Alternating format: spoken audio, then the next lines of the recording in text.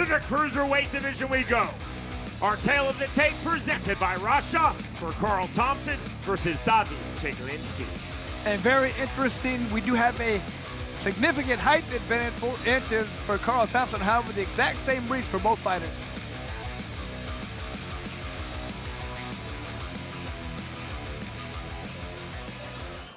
And now, ladies and gentlemen, this bout, 5 2-minute rounds in the BKFC Cruiserweight division.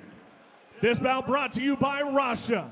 Introducing first the fighter on my right, fighting in the black trunks. He's at 5 foot 8 inches tall, weighing in at 203.6 pounds.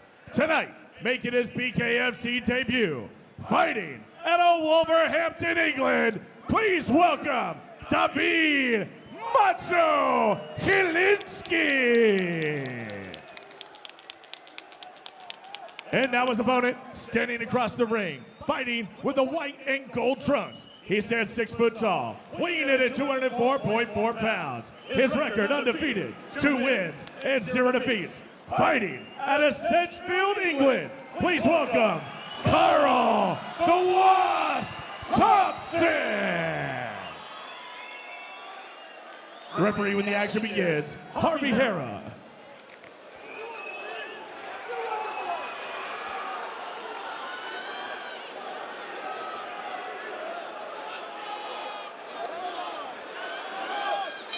Round number 1.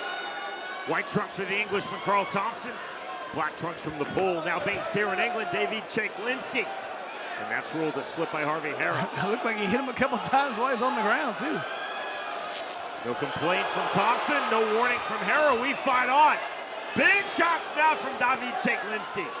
Chylinski trying to time the overhand right. There's the duck under from Thompson, right hand from Karl Thompson. And Chylinski's got to be careful. He's spending so much energy. Oh, you can see a mouse. The eye already swollen up for Karl Thompson. Deep swelling under Thompson's left eye with that rapidly forming mouse. More big swings from Chylinski. The duck under from Thompson into the clinch. And that's what Thompson should do. Tie his opponent up, wear him down, let him use all that energy, all that muscle. You just saw the right hand landed on the exit from Karl Thompson. Thompson right hand from Thompson. Chylinski resetting, heavy front shoulder, swing and a miss with the right hand. Chylinski continuing to try to time that big, powerful overhand. Right, there's the left hand. 50 seconds remaining, round number 1 of this cruiserweight fight. Karl Thompson, his mouth is wide open. Is he tired? Did he get hurt? He's got to be careful. He's not wasting too much energy as well. Right hand on the exit from Chylinski. Overhand right from Chylinski. Chylinski continuing to bomb that right hand. As you see to your point, Chris, Karl Thompson's mouth is wide open. Left hook from Thompson, then the exhale from Thompson. 20 seconds remaining, round 1. Heavy feint from Chylinski. Big right hand from Thompson. Right hand again. Chylinski trying to reset as he takes that right hand from Thompson. Chylinski lowering his stance. Another right hand, clean right hand again from Thompson after the left that ends round number 1. And that did not look like the style of fight that Karl Thompson wanted. However, he got drawn into this brawl, and he's more than happy to oblige. He's landing a lot of hard shots. He's doing very well, but man, he's wasting a lot of energy. Both guys, you're gonna have to feel like this pace is gonna have to slow down.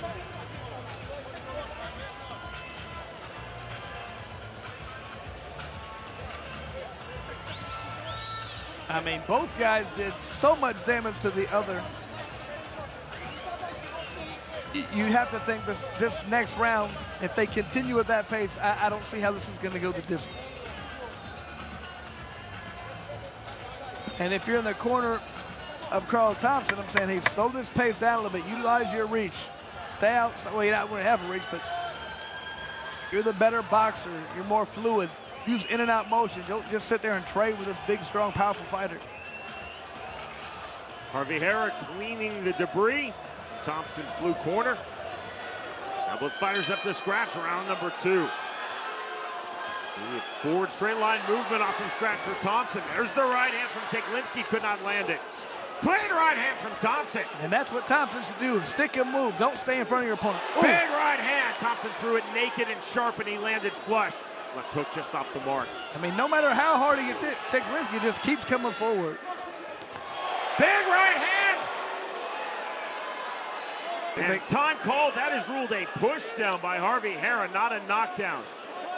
There's the soft warning to Thompson from Hara. Pushing down Chylinski. Time in. Round two resumes with a big right hand from Thompson. Chylinski still trying to time that right hand. Nearly did so there. Straighter punches from Thompson. Deep swelling under Thompson's left eye as Chylinski lands the right hand. Both fighters opening up, throwing very big here in round number two with 65 seconds remaining in the second round. Huge right hand and another. Chylinski trying to seize back the momentum in this fight. Framing in the neck of Thompson was David Chylinski. And Thompson has got to finish this fight soon because that eye is swelling up badly. Thompson off the jab. Chylinski left hook. 40 seconds remaining round two.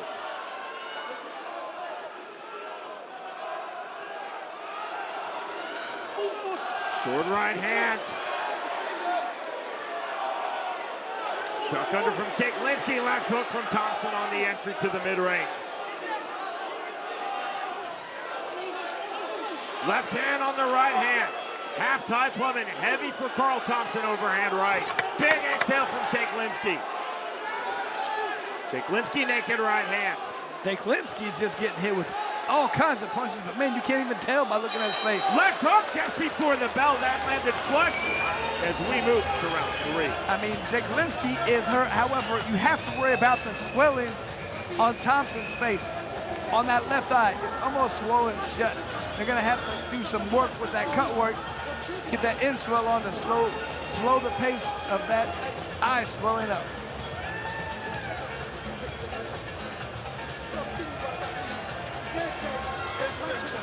And all that energy being used by Chylinski early, using that massive amount of power and all that muscle, that wears you down. You can tell how tired he is getting ready to start this third round. So that's why I never would be that big and strong. And you could tell, I mean, I could have been, I didn't want to, because that wears you out. All that muscle takes oxygen, and that oxygen, man, you only have so much you can utilize. That lactic acid buildup, and you really gas out and slow down. Let's go, let's go!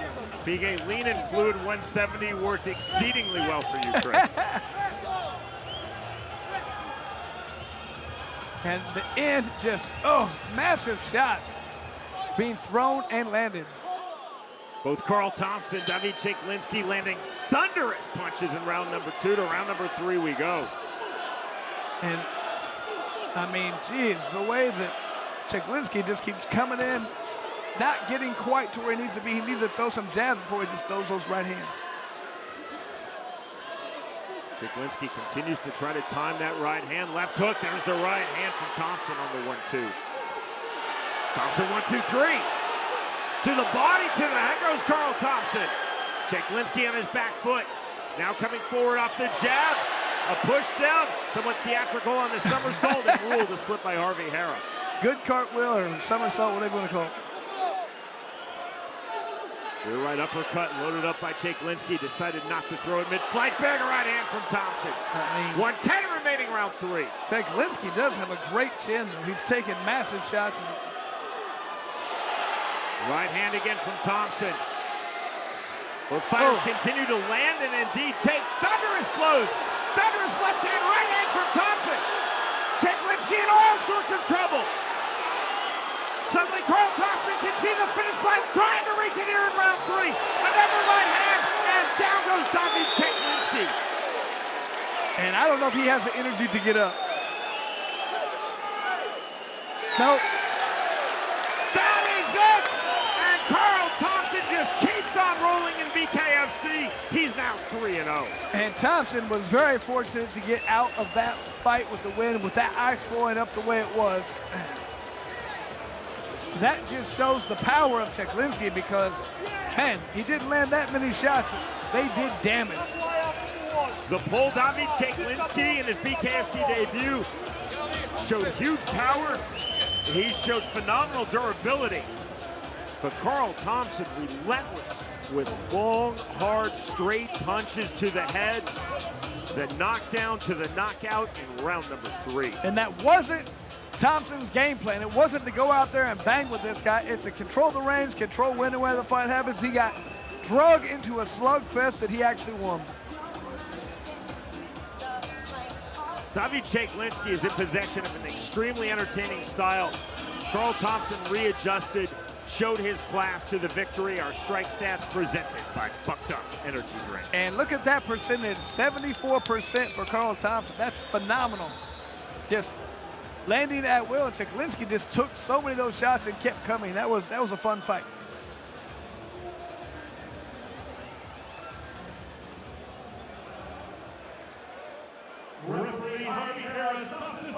At 1 minute 25 seconds into round number 3. Your winner via TKO, Karl the Wasp Thompson. And Thompson showing he can win by decision, he can win by knockout. This guy just keeps getting better. He can win anywhere you need him to win in this fight. Most definitely not without adversity for Karl Thompson in victory. Chylinski, a very entertaining, wide open, power punching style. The Pole Chylinski had his moments, but the Englishman Karl Thompson showing resiliency, showing strategy, clean punches, heavy on the inside, the knockdown to the KO. The winner by way of 3rd round knockout, Karl Thompson defeats Chylinski.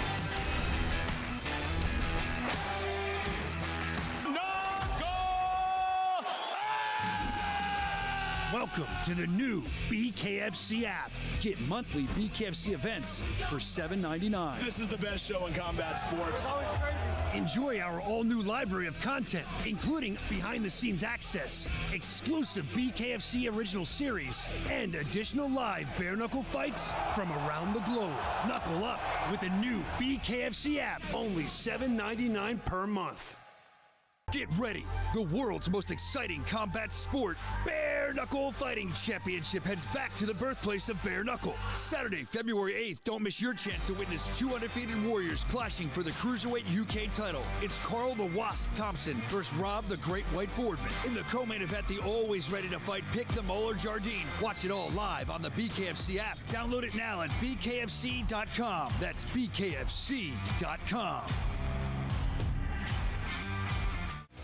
In the Cruiserweight division, Lee Browne versus Rob Boardman. You see the numbers, they are presented by Russia. And Sean, a significant 6-inch height advantage for Lee Browne. However, only a 2-inch reach advantage, which seems to me to be more important. He wants to stay long, stay outside. He wants to make Boardman get inside and land those heavy shots.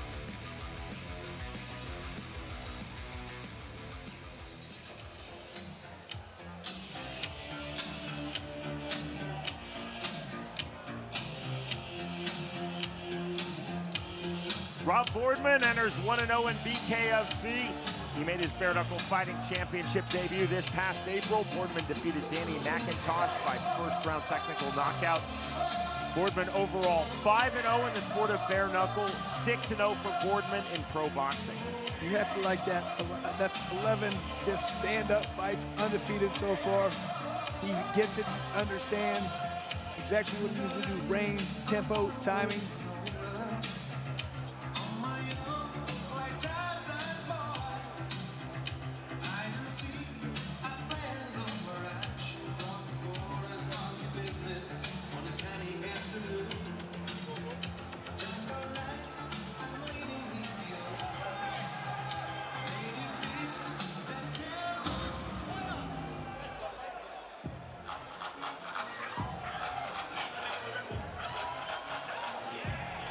This is fight number 5 in BKFC for Lee Browne. He made his bare knuckle fighting championship debut November 2022. Browne defeated Billy Hawthorne by 2nd round TKO. And 5th fight for BKFC. I know his opponent has had that many fights, but not for BKFC. So we're just a little bit different with the rules and understanding this sport. The way we do things a little bit different from a lot of other bare knuckle organizations could be an advantage for Lee Browne.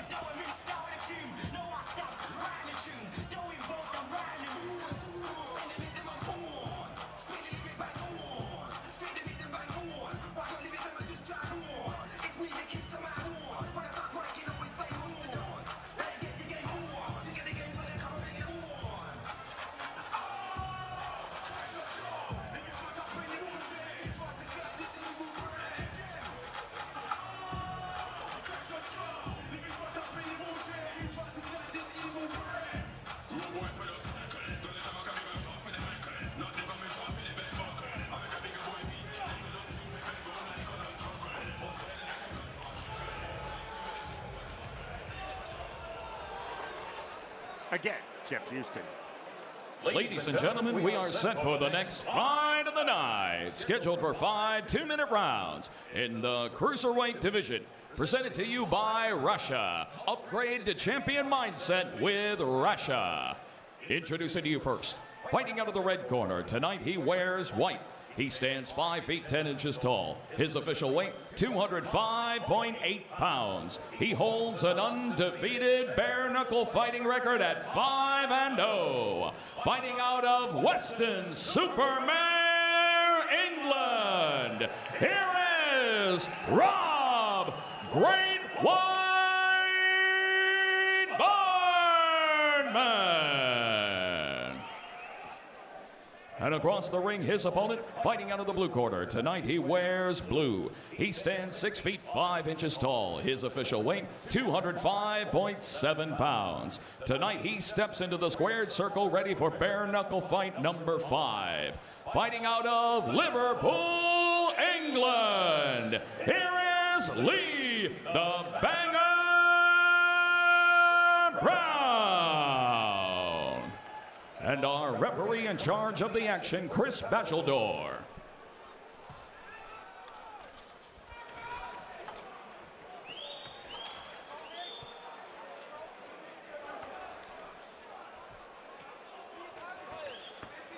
Referee Alan Jackson telling both fighters to toe the line. The bell round number 1. Blue trunks for Lee Browne, white trunks for Rob Boardman. To the head chancery position for Boardman. And immediately draws the separation, the restart, the reset from Alan Jackson. Around 6'5" to Boardman's 5'10". Hard entry from Boardman. Half-tie plump snatch by Browne, back to the outside.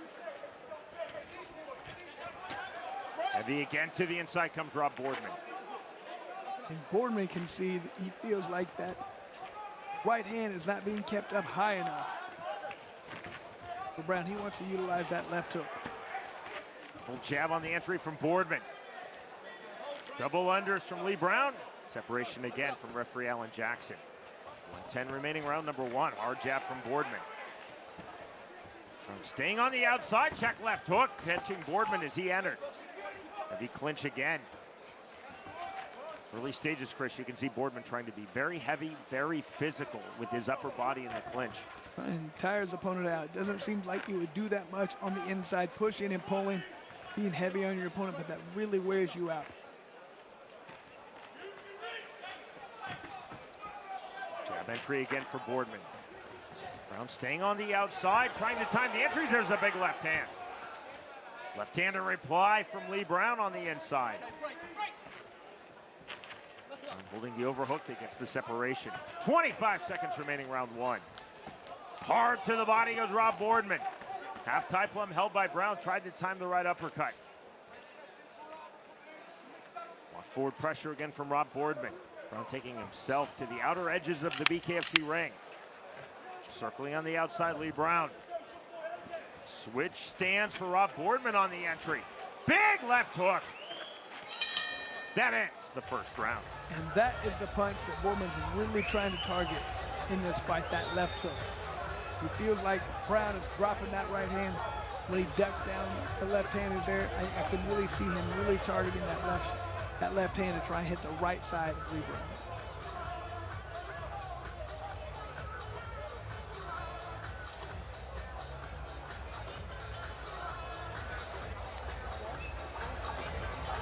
Browne's got to make sure he's keeping that right hand up. Every time he feels that right hand is not in position, put it right on the chin, and as your opponent lands on that on the hand, you have to be able to counter him, because you know if he's throwing that left hand, it's not there to block. So once you catch that punch that he's throwing, fire back with your own right hand. Seconds out called. We are set for round number 2 here in Coventry. We are in the Cruiserweight division. 2 Englishmen, Lee Browne versus Rob Boardman.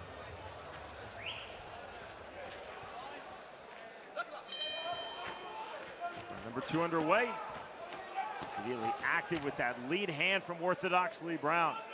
It seemed like he has more than a 2-inch reach advantage with that long jab. If I'm Lee Browne, I'm throwing the jab early and often. Boardman trying to time just that, the leaping entry left hook. Good turn from Lee Browne. Browne to the head. Browne heavy to the body. Separation from Jackson.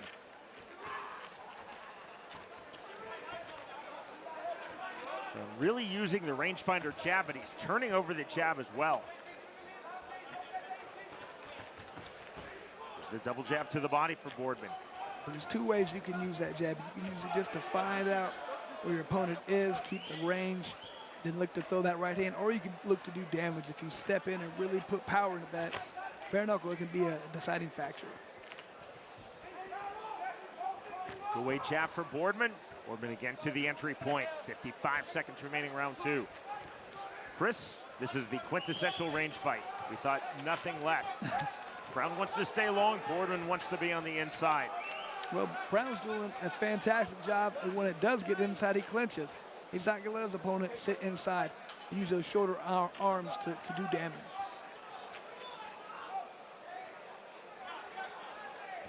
Forward pressure from Boardman. Right hand on the exit after the jab entry. The left hook for Browne, not there. Over the neck. Almost a snap down. Able to slip immediately by Alan Jackson. But I like what Boardman did right there. He pushed his opponent down. It's tiring getting back up. It takes energy. It's deflating. It messes with you mentally. There's a left hand, right hand, left hook to the body from Boardman.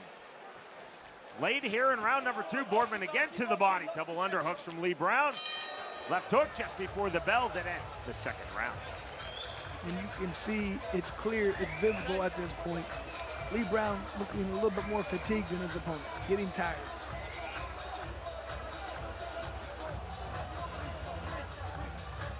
This could be just due to a lot of factors, but it could be the fact that Boardman is being very physical. You talked about that earlier, being physical on the inside.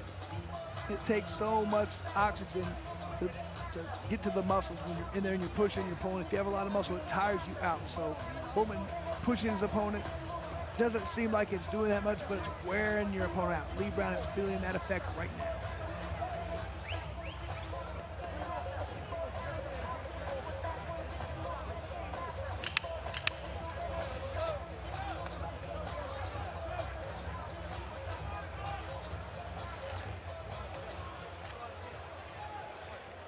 Show sportsmanship, a touch of hands. Now round number 3. Double jab from Lee Browne.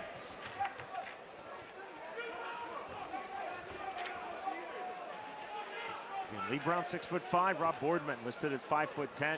That's accentuated because of the very long upright stance of Lee Browne, and also the duck unders of Rob Boardman. Good left hook from Boardman. That punch he was targeting early, he understands that left hand is going to be there. And back to the jab. And look where Lee Browne's right hand is. It's not up by the chin, it's down low. Double jab from Boardman. Under from Lee Browne. Over the neck, that draws the separation from Alan Jackson. 70 seconds remaining, round 3. There's playfulness from Boardman. Keeping his left hand, you see, below his waistline. I believe that's with the intent to bait in Lee Browne. Lee Browne, he's not even worried about that right hand from Lee Browne coming. Head movement from Boardman on the entry. Browne staying long, big exhale from Rob Boardman. Browne on the duck under. Left hand landing through, left to the body, and that sends Lee Browne to the canvas. I think this might be exhaustion for Lee Browne. He's tired, he's getting hit with some decent shots. Browne up from the body, shot at 6, the mandatory 8 count, right back to it. We'll see if Boardman goes hard for the finish now. Final seconds, round number 3. If I'm Boardman, I'm going hard to the body. Left hook on the step away from Lee Browne. Boardman still coming forward. Duck under, right hand to the body. Next stop, round 4. And the body English says everything. Lee Browne doesn't really want to be out there anymore.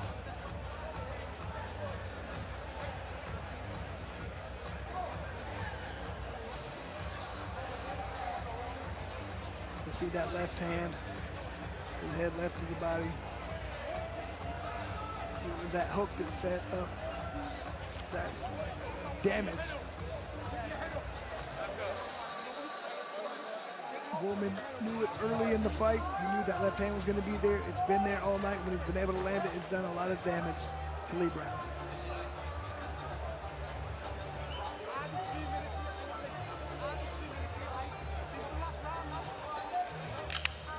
Lee Browne has to start going back to that jab, really trying to control the reins and set up that right hand. He's not even worried about it as Boardman. He knows it's not coming.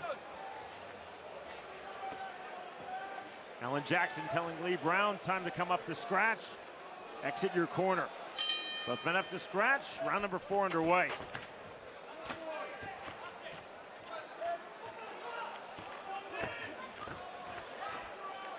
Lee Browne not fully turning over that entry left hook. Now on the back pedal with the double jab for Lee Browne. Double jab right back. Forward it comes Rob Boardman. Boardman on the hook, duck under from Browne. It's a good, clean left hand from Boardman. And you can tell Lee Browne did not like that at all. Boardman with that head movement to the mid-range, to the body, and knockdown number 2. And you saw that coming. You could tell by the look on Lee Browne's face. He backed up. I don't know if he wants any more of this fight.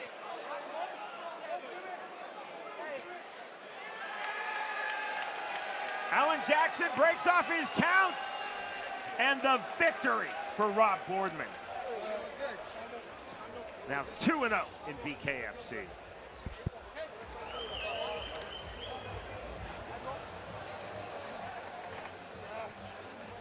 can see Lee Browne taking some shots. He was already frustrated from an earlier shot. He backed up, and you can just tell by the look on his face, he was going to go down as soon as the next punch landed. Boardman did a good job of just methodically picking his opponent apart. Didn't rush anything, waited for the right time, didn't take much damage. Very slow, very methodical. A good fight, a good learning process for Boardman. You are with us live from BKFC 64. Tonight we are making our debut in Coventry, presented commercial-free by Bucked Up Energy Drink.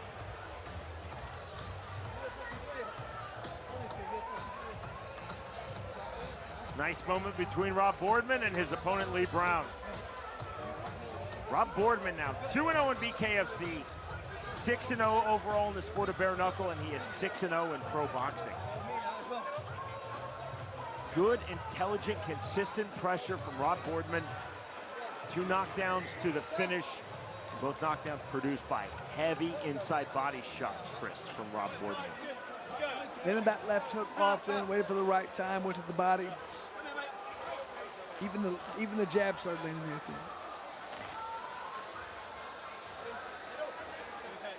Here's Jeff Houston.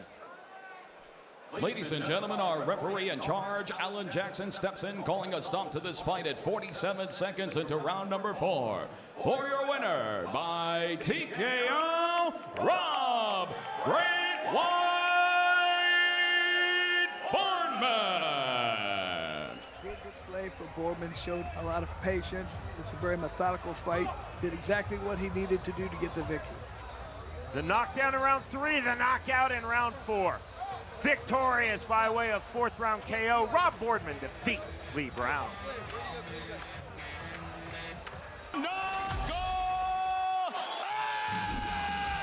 Welcome to the new BKFC app. Get monthly BKFC events for $7.99. This is the best show in combat sports. Enjoy our all-new library of content, including behind-the-scenes access, exclusive BKFC original series, and additional live bare-knuckle fights from around the globe. Knuckle up with the new BKFC app, only $7.99 per month. Get ready.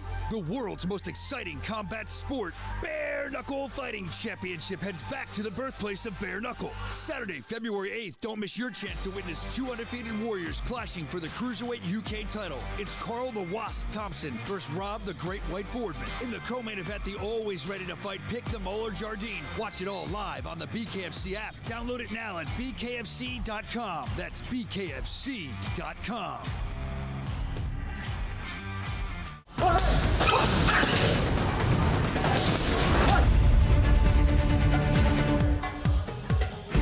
I'm Rob Boardman and I am fighting out of Warrior Gym, Western Superman in Somerset, England.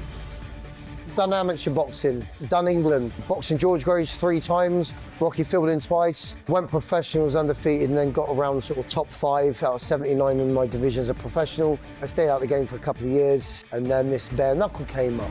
Please welcome Rob the Great White Boardman. Left hook to the body and that drop. What attracts people is the blood and the guts of the door. In Bristol when I was younger, I got jumped by what I'm assuming a group of people. It was things like I got stabbed 9 times, hacked up with zombie knives. Yeah, and he lost my life and put me out for a few years and I came back with nerve damage and all that.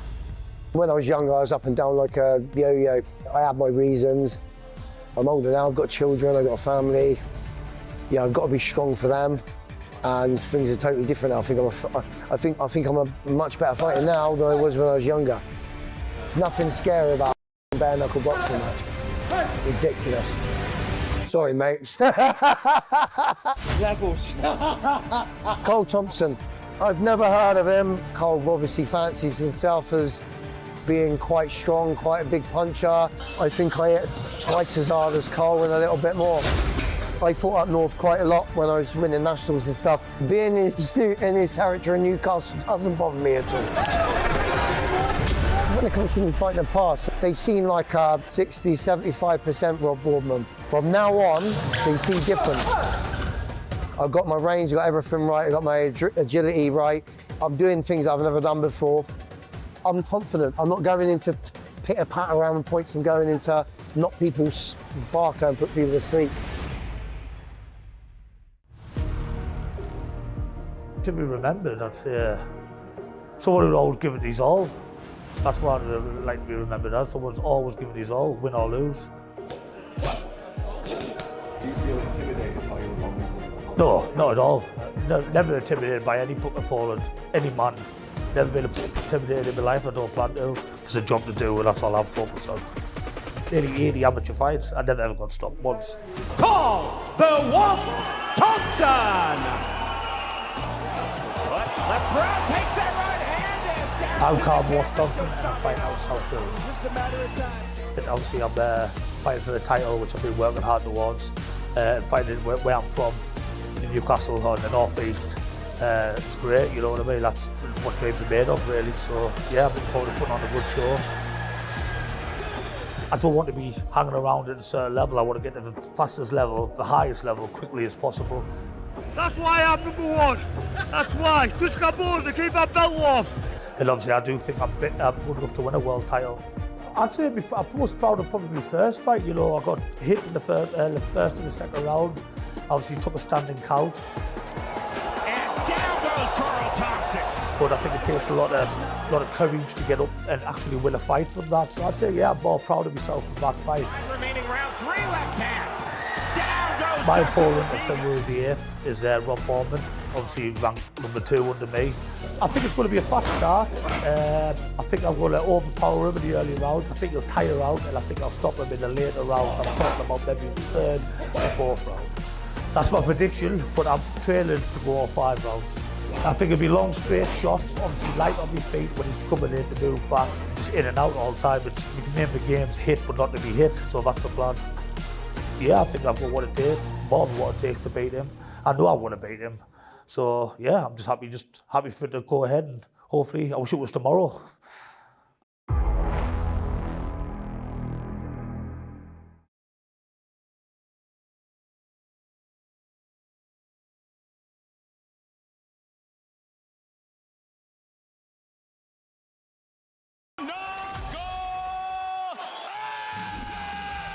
Welcome to the new BKFC app. Get monthly BKFC events for $7.99. This is the best show in combat sports. Enjoy our all-new library of content, including behind-the-scenes access, exclusive BKFC original series, and additional live bare-knuckle fights from around the globe. Knuckle up with the new BKFC app, only $7.99 per month. Get ready. The world's most exciting combat sport, Bare Knuckle Fighting Championship, heads back to the birthplace of bare knuckle. Saturday, February 8th, don't miss your chance to witness two undefeated warriors clashing for the Cruiserweight UK title. It's Karl the Wasp Thompson versus Rob the Great White Boardman. In the co-main event, the always ready to fight Pick the Mole or Jardine. Watch it all live on the BKFC app. Download it now at BKFC.com. That's BKFC.com. Tonight's co-main event. In the middleweight division, Krol versus Pick Jordine. Our tale of the tape is presented by OnlyFans. Sean, these guys almost identical. 1 inch height advantage, 1 inch reach advantage. Very similar on the tail of the tape. This should be a good one, though.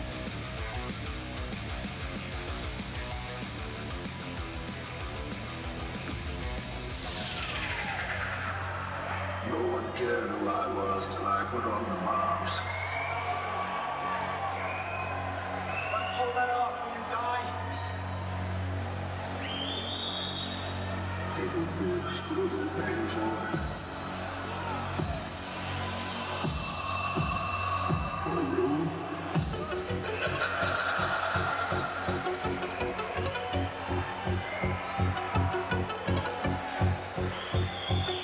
From here in England, Pick Jordine.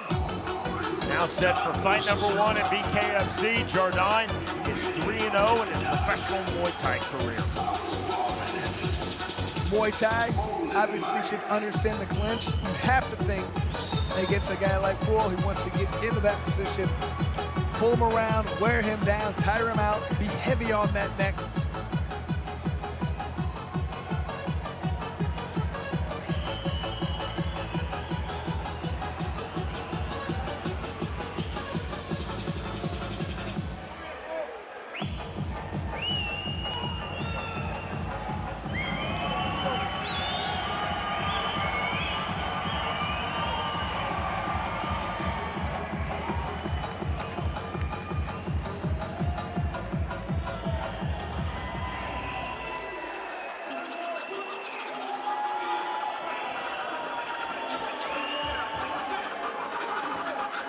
From Poland, Krol enters 3-0 in bare knuckle fighting championship.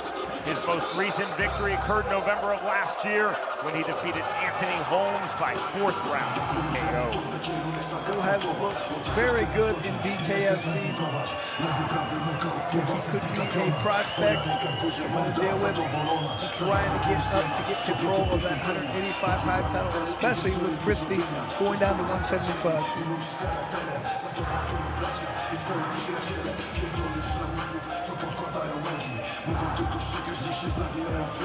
Wszystko jest w głowie, wszystko jest do zrobienia. A sukces lubi zawsze 100% poświęcenia. Szlify swoje skille, stójka czy to parter. Do drzwi do kariery, dla ciebie są otwarte. Wiesz po co tu jesteś, by wygrywać walki. Przy tym zawsze sobą, a nie tylko to straci.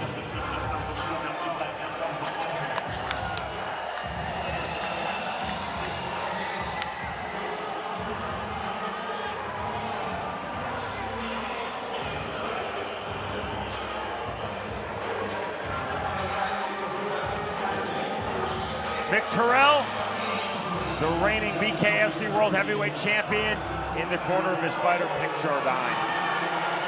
That doesn't mean everything, but it does mean something, Sean.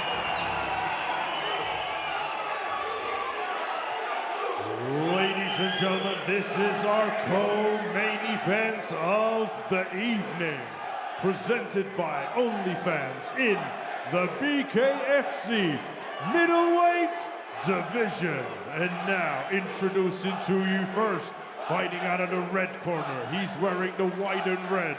His official weight of 174.6 pounds.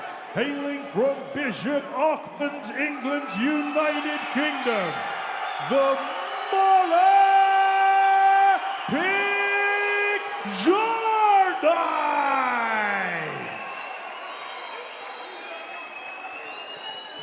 And his opponent across the ring, fighting out of the blue corner. He's wearing the white trunks. His official weight of 175 pounds, bang on. Hailing from Pila, Poland, Bart, the last Polish Krol.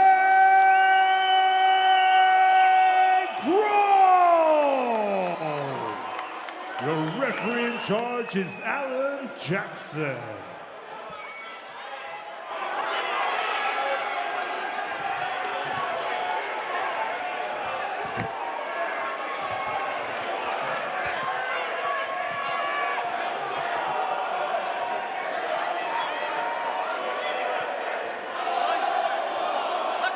Round number one.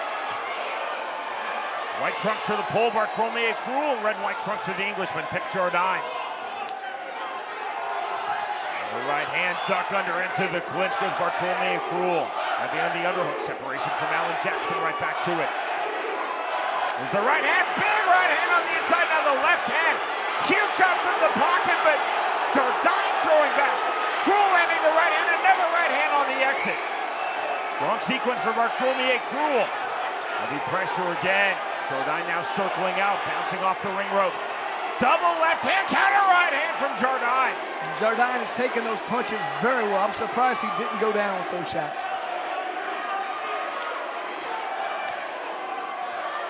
Krol on the duck under, overhook snatched by Bartolomé Krol. Separation good from Alan Jackson, keeping this fight moving. In the middleweight division, our co-main event, a right hand from Bartolomé Krol. Left hand, another left hand from Krol. Goes back against the ring ropes. Jordine trying to throw and turn. Jordine looked hurt there for just a second. I cannot believe he's taking these shots. Krol just walked through a right hand. Big shots now, body and head with the left hand from the pole, Bartolomé Krol. Right uppercuts to the body, left to the head from Krol. Jordine trying to counter this back against the corner cushion, but takes that left hand from Krol. Jordine's looking tired. He's going to be careful. He's not going to punch himself out. A lot of emotion going on in this first round. On the uppercut right hand. 25 seconds remaining, round number one. Bouncing the step of Jordine. But look at the mouth wide open for Jordine. Heavy on the neck from the half tie plum goes Jordine. The separation from Krol into the mid-range.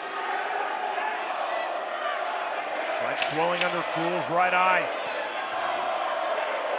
Back under from Krol, left hand. Left hand again. Jordine walked through that. Jordine straight right hand, left to the body. There's the bell. That ends round number one. That was a ferocious pace. I don't think either guy can keep that up. Jordine, especially him being in his first BKFC, there's a little bit more adrenaline and a little bit more emotion. He's got to control that.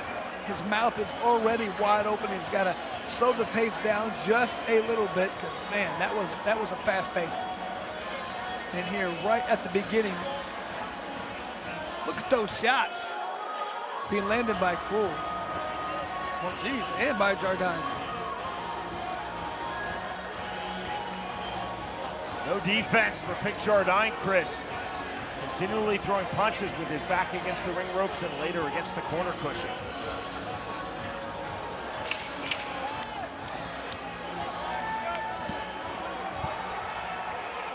Obviously in very good shape. From a neutral perspective, which we always are, that was an outstanding round number one. Very entertaining. Round number two.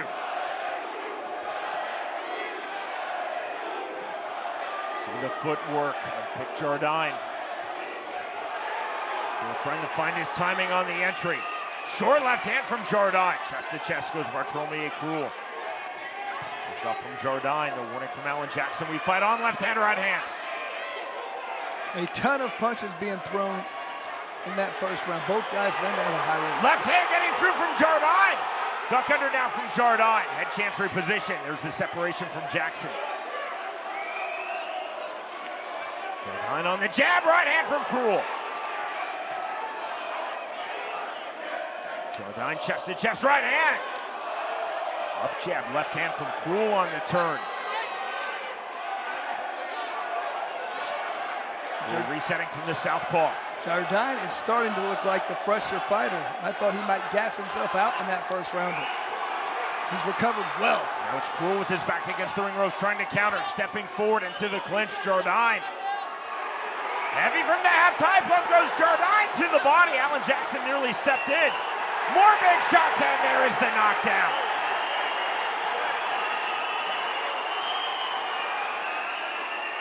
Here's the mandatory 8 count. Given the Krol, and he is up at the count of 8 from Alan Jackson. 30 seconds remaining, round 2. Left hand on the counter from Krol. Jordine now cut outside of his left brow. He is swinging big. Off the canvas, Bartolomé Krol is swinging big. 15 seconds remaining, round 2. Left hand from Krol. Diversionary jab on the turn after Jardine through the diversion. Right hand from Jardine. We are through 2 rounds. And at the end of that little exchange, you saw Jardine look down at his right hand. Hopefully it's not bothering him to the fact that he can't continue to throw it. Man, this is a war.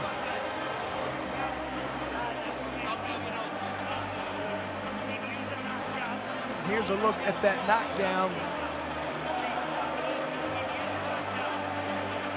It looked like he pushed him down. And then, okay, that was a push down, but then that was a knockdown. Didn't even look like that hard of a punch, but it might have been just accumulation over the entire course of that round.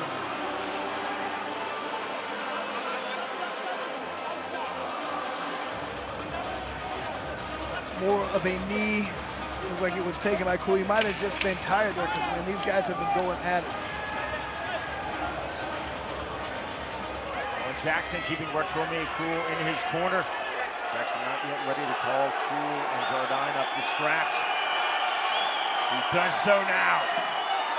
3 feet apart as we start round number 3.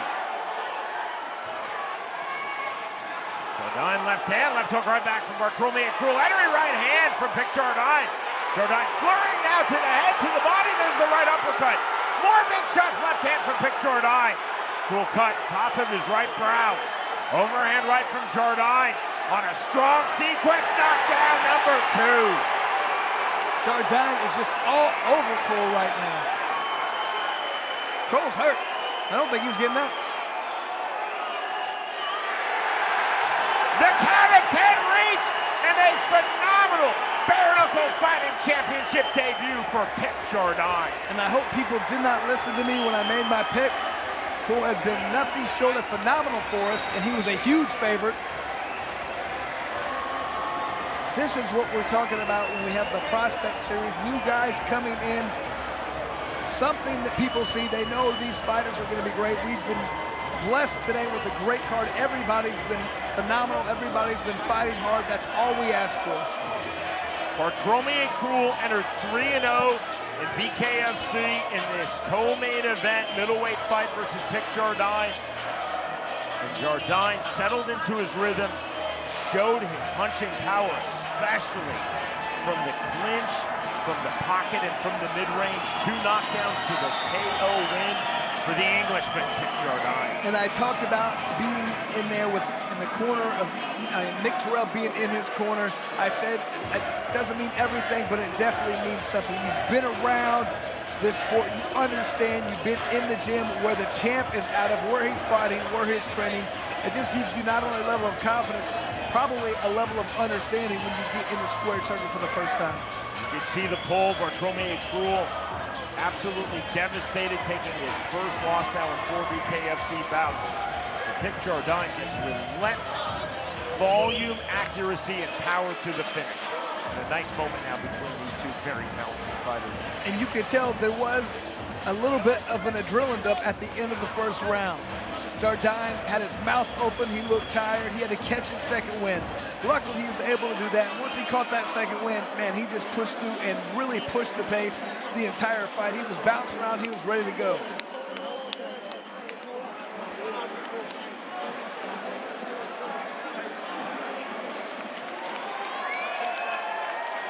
We go to Hutch right here.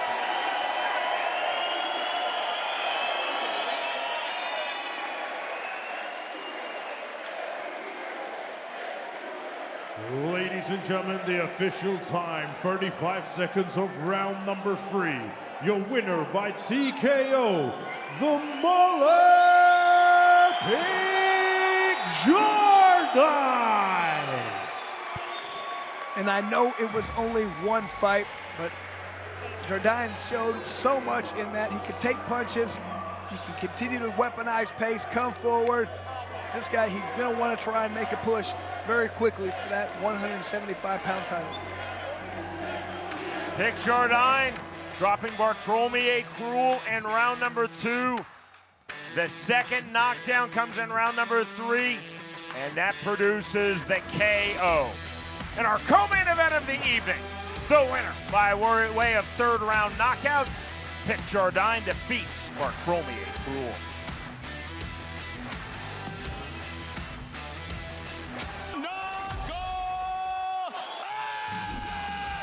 Welcome to the new BKFC app. Get monthly BKFC events for $7.99. This is the best show in combat sports. Enjoy our all-new library of content, including behind-the-scenes access, exclusive BKFC original series, and additional live bare-knuckle fights from around the globe. Knuckle up with the new BKFC app, only $7.99 per month. We're just rough cunts, mate. We're rough cunts in our face. It's as simple as that. We're born to fight, I feel. It's all heart for me. I don't have the skills. I have heart. I have grit. My name's picked them all at JARDINE, and I'm fighting out of the Lions Den, Middlesbrough. You're going to see a totally different pick this time. Totally different. High foot goes Jordine to the body. Alan Jackson nearly stepped in. More big shots. Mate, it was intense. My first fight was really intense. Like, truthfully, I was a bit afraid. You know, I didn't know what to expect. I didn't know what to do. But it come right. It come right. It was the best thing I've ever done. It was the best feeling to ever be the underdog and come back and prove that I was supposed to be there. I've definitely got more confidence this time. No, nobody expected me to win that fight. Everybody had me written off to lose that fight, but this time I'm going to show them what I can actually do.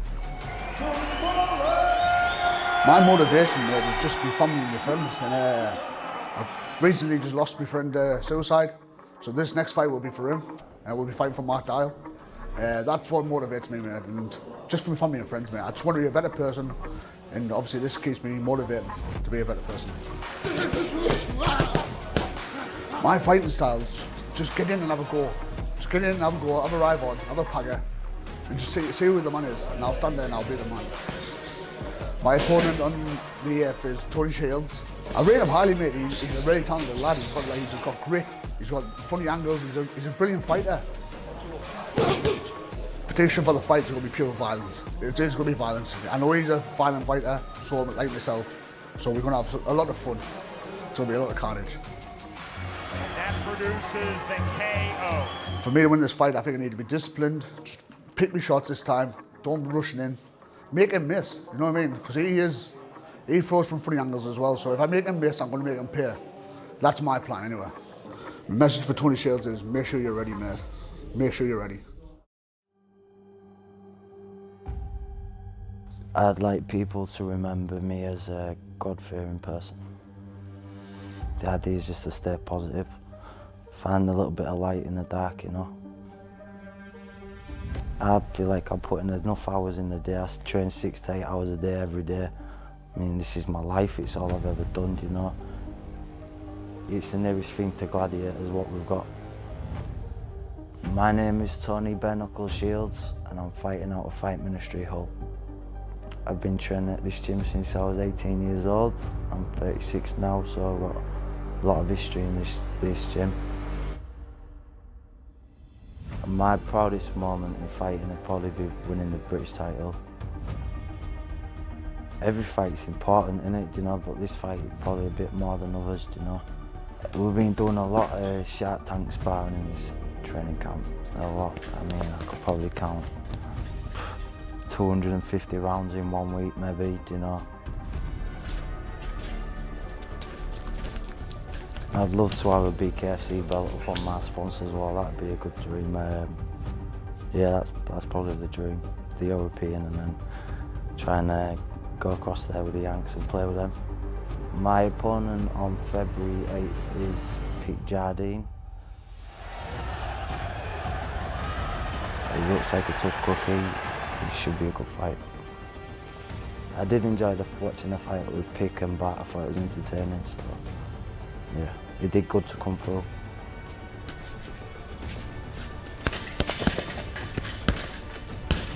my heart and my soul, you know. I only see one outcome, you know.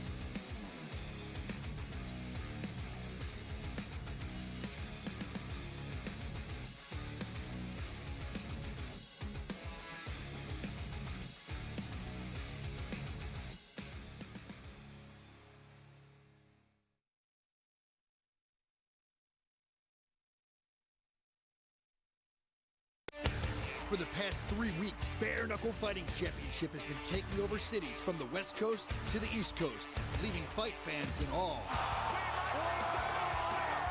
Tonight, the world's most exciting combat sport is back in Newcastle with another night of mind-blowing fights. In the co-main event, it's a middleweight showdown that promises fireworks. The Molar, Pick Jardine, steps into the squared circle with Tony Shields. Then, in the main event, gold is on the line when two undefeated warriors collide for the vacant BKFC UK Cruiserweight Championship.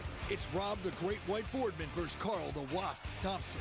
Live from Walker Activity Dome in the UK, this is BKFC Fight Night Newcastle, and it starts right now.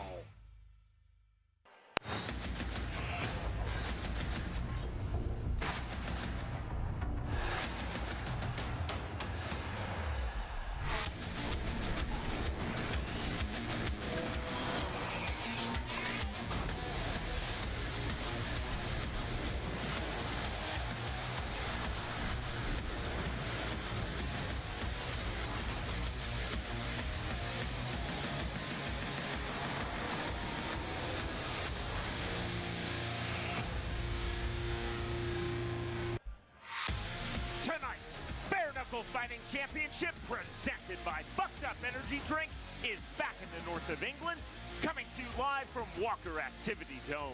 It's BKFC Fight Night Newcastle, and we will open with 3 preliminary bouts. Lee Cahoon versus Kane Wilkinson in the light heavyweight division opens our stacked main card. Tonight's feature fight is set for the lightweight division, Lewis Keane versus Ryan McCarthy. Our co-main at 175 pounds, Pick Jardine versus Tony Shields. And our main event, 2 undefeated fighters for the currently vacant BKFC UK Cruiserweight title, Karl Thompson versus Rob Boardman. Hey everyone, with Chris Lights Out Lytle, I'm Sean Wheelock. Chris, BKFC back in the United Kingdom. Our 4th event in as many weeks to open BKFC in 2025. Sean, we are starting out really strong this year. We had a great fight in California, then Knuckle Mania 5, one of the best cards ever we've put on, then Mohegan Sun, and now this is going to be another great one. Karl Thompson versus Rob Boardman is tonight's main event from here in Newcastle, England. The winner becomes the new BKFC United Kingdom 205-pound champion. Absolutely loving this fight. 2 guys, 3-0 versus guys 6-0. These 2 guys come to put people down. They don't want to go decision. This is going to be a great one. Tonight's fight odds are presented by Kurgo, the official betting partner of BKFC. As you can see, lots of money to be made. Very close odds on at times. The thing that I like the most, I'm going to go with Lewis Keane coming off his first loss. I think he's going to get back in the win column. Minus 200, I love that bet. BKFC uses the unified rules of bare knuckle fighting, which are being administered this evening by the ISKA. Punching in the active clinch is allowed. All kicks, knees, and elbows are illegal, as are all takedowns and submissions. We open tonight at 145 pounds. Tommy STRYDOM versus John Spencer. Our tale of the tape is presented by Bucked Up Energy Drink. And STRYDOM enjoying a 1-inch height advantage, but it's that 4-inch reach advantage. I think it's going to help him out. He can stay long, stay outside, dictate exactly when and where the fight happens.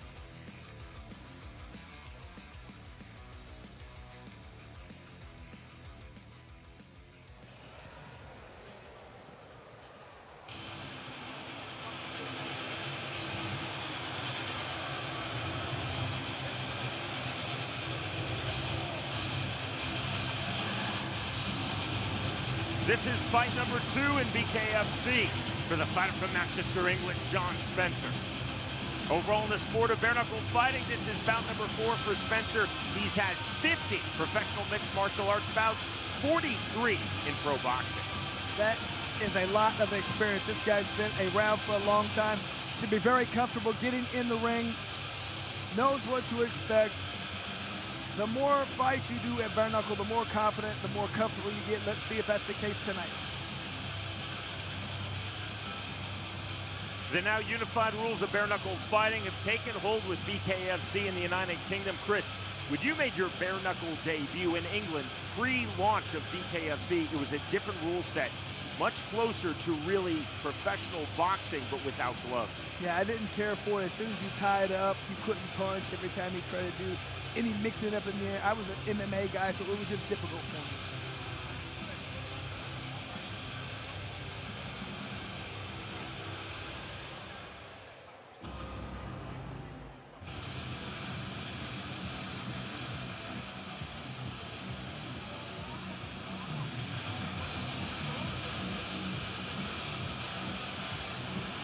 The South African now based in the United States, Tommy STRYDOM, set for fight number 4 in BKFC. STRYDOM 3-0 in Bare Knuckle Fighting Championship. His most recent bout, May of last year, STRYDOM defeated Corey Roberts by unanimous decision.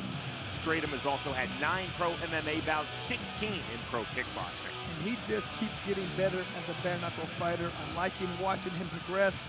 Looking forward to seeing how he does over in England. Not sure how he's over there, what exactly is going on. I love the fact that he's over there fighting, representing both countries, South Africa and the United States. Should be a fun fight. These are two very aggressive, very experienced 145-pounders, experienced in the sport of bare knuckle, as well as experienced overall in professional combative sports. And that's what we keep talking about. It's not just the bare knuckle aspect, but the more fights you have just as a combative athlete in general, the easier this walk gets, the easier it is to deal with the nerves and all the different head games that happen during a fight. So these two guys should both be very dialed in for this competition. 13 fights on this stacked card from Newcastle, England. Heading your way, this Bare Knuckle Fighting Championship is back in the United Kingdom. To get our evening started, we send it into the ring with Silas Fees. Good evening, Newcastle! Ladies and gentlemen, welcome to BKFC Fight Night Newcastle, live from the Walker Activity Dome here in Newcastle, UK, where the baddest show on the planet is back here in Newcastle. Ladies and gentlemen, we are being seen live all around the world on the BKFC app. Your judges this evening, Stuart Davies, Tony Crooks, and Matt Griffin. Your referees this evening, Chris Batcheldor and Harvey Hara. And now, your first fight of the evening, 5 two-minute rounds in the BKFC featherweight division. Introducing first, the fighter on my right. He stands 5'6" tall, weighing in at 144.4 pounds. His record, 0 wins and 1 defeat. Fighting in the black and gray and fighting out of Manchester, England, please welcome John Spencer. And now his opponent, standing across the ring and fighting out of the blue corner. He stands 5'7" tall, weighs in at 145.8 pounds. He comes in tonight with an undefeated record of 3 wins and 0 defeats. Fighting in the green, white, and gold, and fighting out of Kansas, USA, by way of South Africa, please welcome Tommy the Farmer STRYDOM. Your referee when the action begins, Chris Batcheldor. Full handshake up to scratch. Final words from referee Chris Batcheldor. The fighters reset by Batcheldor in their respective corners. Now back up to scratch. They'll stand 3 feet apart. Round number 1. Green and white trunks for the South African, now based in the United States, Tommy STRYDOM. Black trunks for the Englishman from Manchester, John Spencer. You can see STRYDOM already trying to use that reach advantage, control the range right from the beginning. Lead left hook for STRYDOM now to the inside. Under over from Spencer. Ooh. Good refereeing from Batcheldor. Active clinch, heavy punches to the body from both men. On the turn, STRYDOM on the left hook. Driving forward with his left shoulder comes Tommy STRYDOM. Good pressure applied by STRYDOM, but no punches were being thrown. That's why he broke him. Hook jab from STRYDOM. Both fighters, as you see, in the center circle. Low crouching stance for Spencer. Entry left hand, right hand. Big swings to the pocket, now to the clinch for STRYDOM. STRYDOM sitting on that right hand. Heavy on the neck. There's the overhand right on the counter from John Spencer. Spencer needs to not back straight up. He needs a circle out angle. If he just backs straight up, he's going to run those ropes every time, and that gives STRYDOM an advantage. 55 seconds remaining, round number 1. We are at 145 pounds. Now a lower stance for Tommy STRYDOM. Leaping left hook entry, hard right hand, now right to the body, underhook from Spencer. And the same thing, Spencer just continues to back himself right against the ropes. There's nowhere to go from there. Circle, angle. We thought this would be a high-octane fight. It is thus far. Naked right hand from STRYDOM. Heavy feint on the feint step from Spencer. On the counter, ruled a slip immediately by Bacheldor. No complaint from STRYDOM, right back to it. STRYDOM on the feint, fast on the jab, looking for the entry. Here's the up jab, hard entry again from Tommy STRYDOM. Chris Bacheldor doing a good job refereeing, keeping this featherweight fight moving. Jab, left hook and reply, both punches off the mark. That ends round number 1. That was a good round for Spencer. I think he feels very comfortable. He threw a lot of hard shots, landed a couple. Needs to work on not backing Straum. That's where STRYDOM did his best work, pushing his opponents into the ropes, controlling the range. I think he smothered his punches a little bit. See if he can correct that in the next round. Andy Davison, who was the chief second of the former BKFC heavyweight champion, fellow North English fighter, alongside John Spencer, and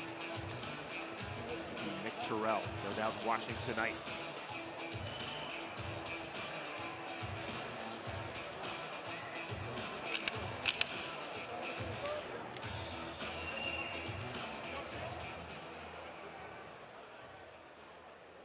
Set for round number 2. Knuckle up from Bacheldor, and round number 2 underway. Jab to the body from STRYDOM. There's the overhand right from Spencer, but that gap allows this, the entry from Tommy STRYDOM. Overhand right from Spencer, who's continuing to throw big, but heavy forward pressure from the South African Tommy STRYDOM. Spencer doing a good job of throwing these overhand rights that are landing, but that's a right hook to the body that drops John Spencer. Now the mandatory 8 count given to Spencer by Chris Bacheldor. And that's just overwhelming pressure of STRYDOM just continuing to push forward. STRYDOM, a very intelligent fighter. I don't think you will see any recklessness, but he is no doubt sensing that the end might be near. There's the right hand, left hand. More big shots to the body.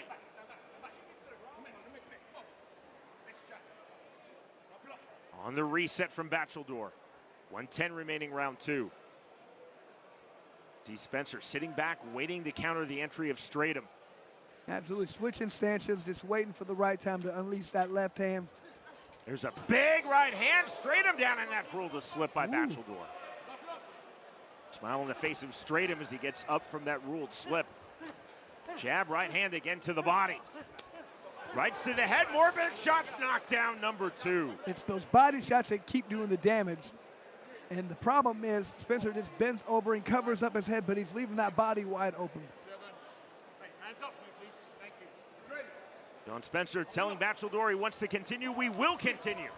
That's where Spencer, we keep talking about, he needs to use some lateral movement. He just stands right in front of his opponent. You're going to take these shots all day long. You cannot take those body shots.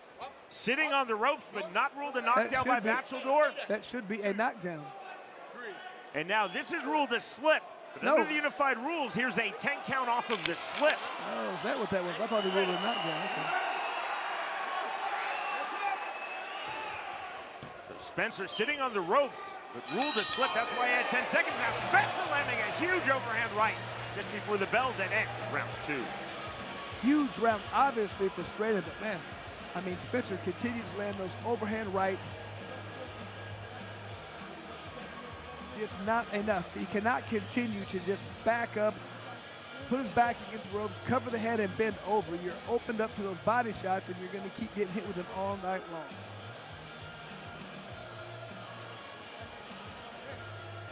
And here, you can just see Spencer sitting on the ropes.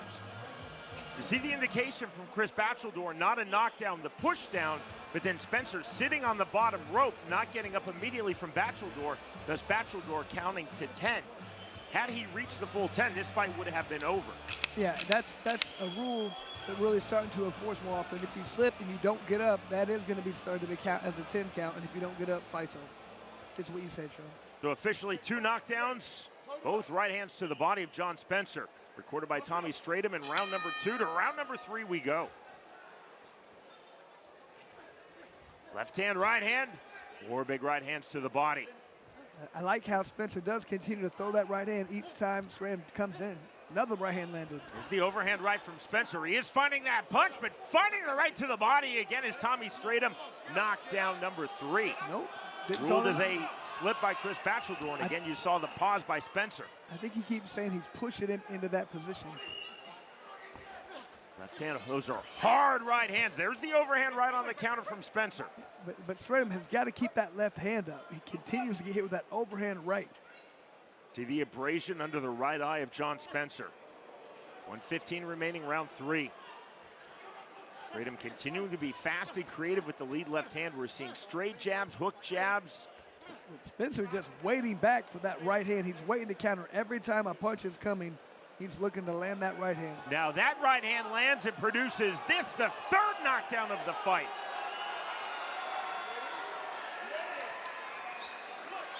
.50 seconds remaining, round number 3. All 3 knockdowns recorded by Tommy STRYDOM in this fight from this position. That's now make it 4, and that is it. Tommy STRYDOM now 4-0 in BKFC. But it was not without some adversity. I thought Spencer did some great things, landed a lot of good hard right hands. Something that STRYDOM's going to have to work on, keeping that left hand up. But just getting more and more experience. This is what you have these fights for, to learn. Tommy STRYDOM, one of the heaviest punchers in all of BKFC at 145 pounds. 4 knockdowns of John Spencer, officially ruled by referee Chris Bachelor. 2 in round number 2, 2 here in round number 3 to the finish. And all 4, Chris, from essentially the same position in the clinch and the right hands to the body. Yeah, he took what his opponent gave him, bend over. Don't waste time throwing shots to the head when they're blocking it. Take what he's giving you. The body was open. He landed those shots. Body work does so much damage in bare knuckle. Kai Stewart, the undefeated BKFC featherweight world champion, no doubt watching this bout live tonight from his home in Great Falls, Montana. Tommy STRYDOM, very soft-spoken, very intelligent, and he is now 4-0 in BKFC. Here's Cyrus Fees. Ladies and gentlemen, this fight stops at 1 minute 18 seconds of round number 3. Your winner by way of TKO due to referee stoppage and still undefeated, Tommy the Farmer STRYDOM. And just another good performance for STRYDOM, learning all the time in the ring, understanding exactly, take what your opponent gives you, work on defense. He's getting better with each fight. John Spencer was definitely game.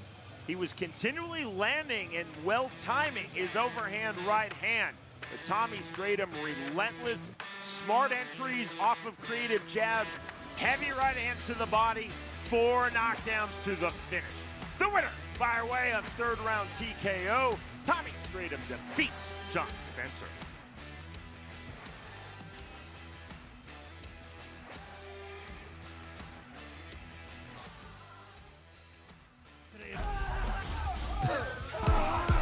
It's another crazy jam-packed show. You never know what you're gonna get here. Going viral across the internet, I wanted to try it at least once. So when they slap that, it makes it extra red kind of thing? With all the different things we got going on, we're going all over the world. And I'll beat the out of him. I'll give you 500. Fade the flag! We're here to break news, and I'll break necks if I have to.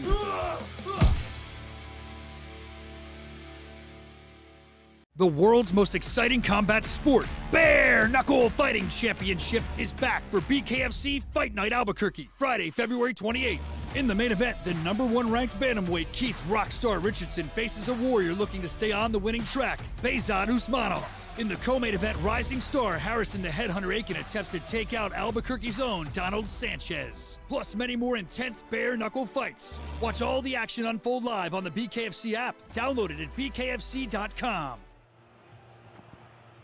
Welterweights for you now. Our tale of the tape is presented by OnlyFans for Alan COMBY versus Oscar SMYKIEL.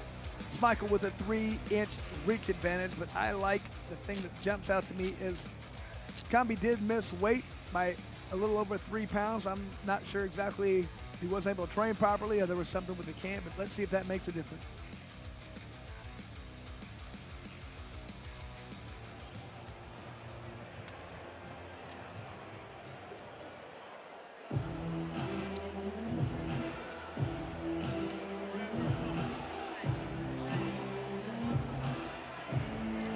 Hailing from Poland, now based in Edinburgh, Scotland, Oscar SMYKIEL set for fight #1 in BKFC.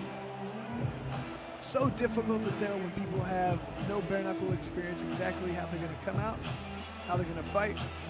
Some people really do well. They take to it right away. Some people it takes a round or two, maybe up to 3 rounds before they can really figure out this.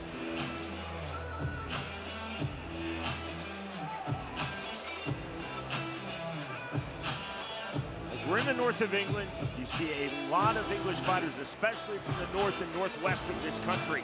But one of the many great things about BKFC United Kingdom is we see fighters who hail from across Europe. Smykiel, a Pole, but now based north of Newcastle in Edinburgh, Scotland. I feel like the guys we have had from Poland, they just seem like they're very tough, hard-nosed fighters. They always come on and put on the show.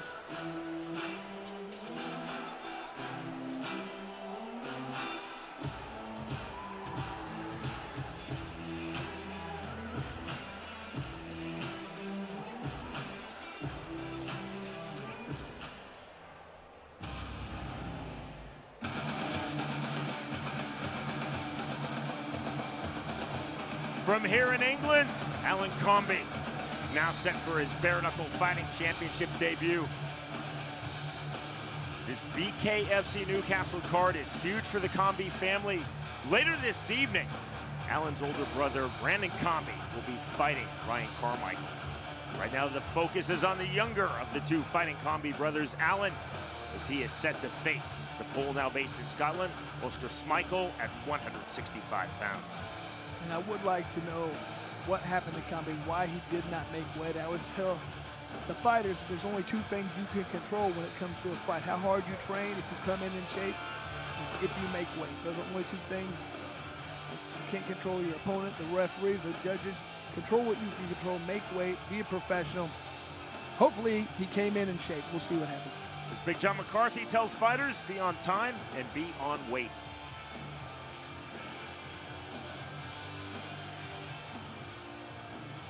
Back to the ring, and Cyrus Fees. And now, ladies and gentlemen, your next bout, 5 2-minute rounds in the BKFC welterweight division. Introducing first, the fighter on my right, fighting out of the red corner. He stands 5'11" tall, weighing in at 165 pounds. Tonight, he makes his BKFC debut, fighting in the black and gold, and fighting out of Edinburgh, Scotland. Please welcome Oskar SMYKIEL. And his opponent, fighting out of the blue corner. He stands 5'11" tall, weighing in at 168.8 pounds. Tonight, he also makes his BKFC debut, fighting in the white and blue and fighting out of Spennymoor, England. Ladies and gentlemen, Alan A.J. COMBY. Your referee when the action begins, Harvey Hara.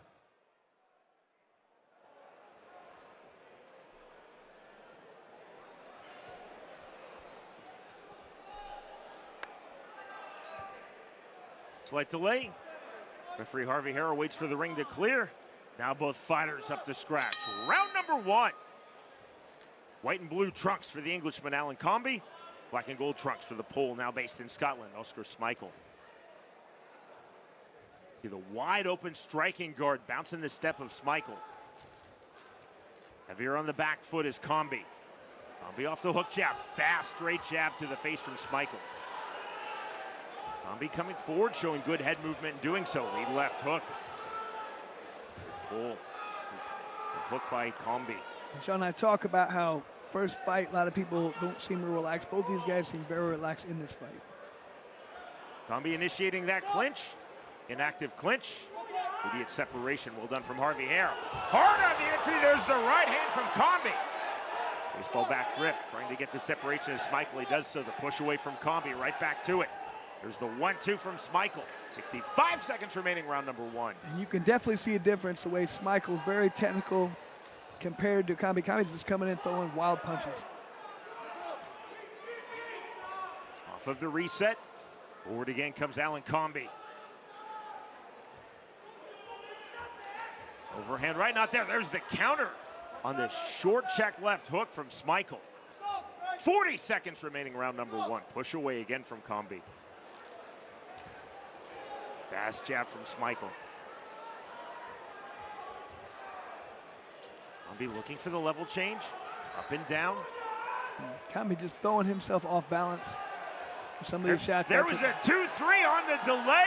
Alan COMBY takes himself to the canvas on his right knee. So when we talk about that being a smart move, sometimes, let's see if it was today. The count of 10 reach and victory for Oscar SMYKIEL. COMBY felt something he did not like. You can just see the look in his face. He's telling the referee no mas. I don't know if he got his nose broken. Something he didn't like from that two-punch combination. It was a 2-3 and then the delay on the knockdown. I mean, COMBY did the right thing in my opinion. If you just stand there and trade, you're gonna get knocked out. You have to give yourself a chance. Get an 8 count, give yourself 10 seconds to try and recover. It wasn't able to happen in this situation. Alan COMBY was the aggressor through much of this fight. Oscar SMYKIEL really showing his technical acumen. Excellent moving. He was keeping that, by design, very open striking guard, trying to time Alan COMBY, and indeed he did to the finish. Yeah, it was just that two-punch combination, but it's difficult to fight a guy like COMBY, come in with those wild punches from different angles, and be very, very careful that you don't get hit with one of those shots.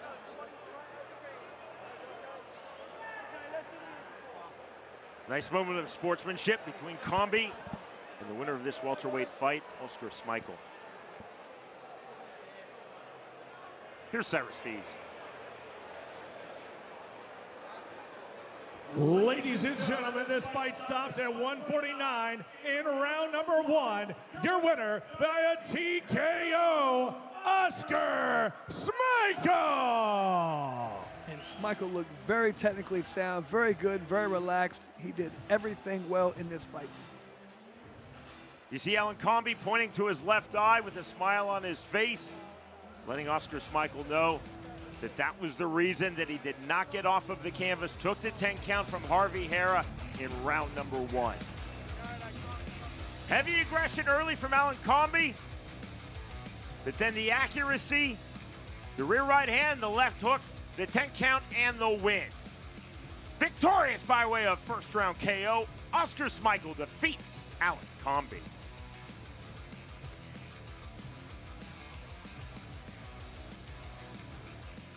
BKFC Fight Night Newcastle, coming to you live from the north of England, is presented by Bucked Up Energy Drink, OnlyFans, Bounty Competitions, and by Forged Irish Stout.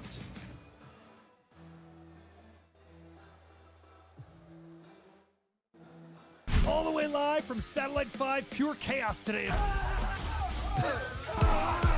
It's another crazy jam-packed show. You never know what you're going to get here. Going viral across the internet, I wanted to try it at least once. So when they slap that, it makes it extra red kind of thing? With all the different things we got going on, we're going all over the world. And I'll beat the out of him. I think it'll be 500. Fade the flag!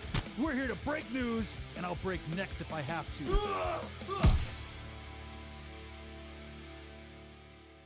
The world's most exciting combat sport, Bare Knuckle Fighting Championship, is back for BKFC Fight Night Albuquerque, Friday, February 28th. In the main event, the #1 ranked bantamweight Keith Rockstar Richardson faces a warrior looking to stay on the winning track, Behzad Usmanov.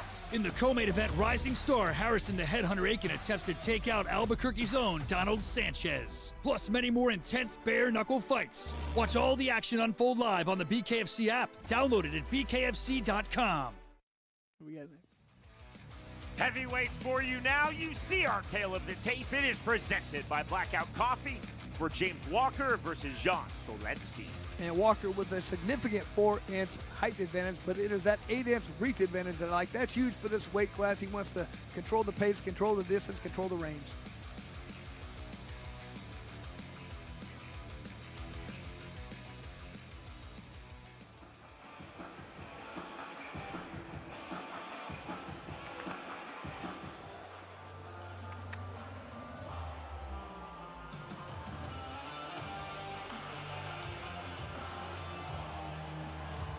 This is the Bare Knuckle Fighting Championship debut for Jan Chylinski.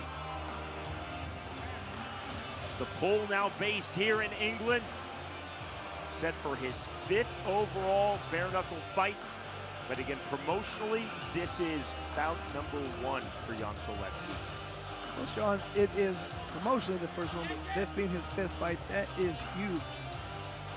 That is a lot of experience, especially going against a guy who's never had a fight. Let's see if he tries to jump on his opponent right away. Walker, we always say it's a good thing. Some people get hit with the bare knuckle for the first time and they figure out this is not for me. I think it's always your duty as a guy who's been in there 5 times or multiple times to go in and try and put your opponent to the test immediately.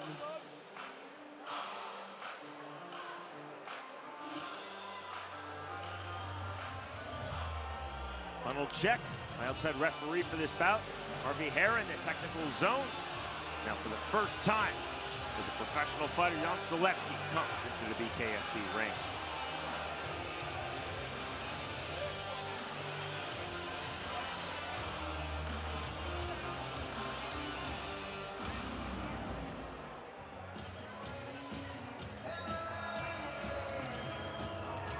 With the Union Jack, the Englishman, James Walker, set for his debut in Bare Knuckle Fighting Championship.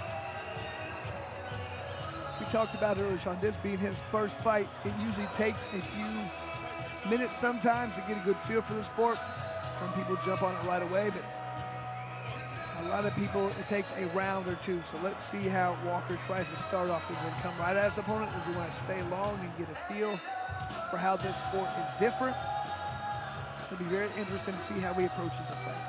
Walker listed at 6'6", to Chylinski 6'2", but Chris, as you so often say, it's not your height, it's not your reach, it's how you use both as a professional fighter. Absolutely, you talk about it being an advantage. But what does that mean? It means an advantage if you use it, right? If you stay long and make the guy pay for coming in, but if you have the longer arms and you go in, it doesn't necessarily turn into an advantage. We'll see if Walker uses it properly.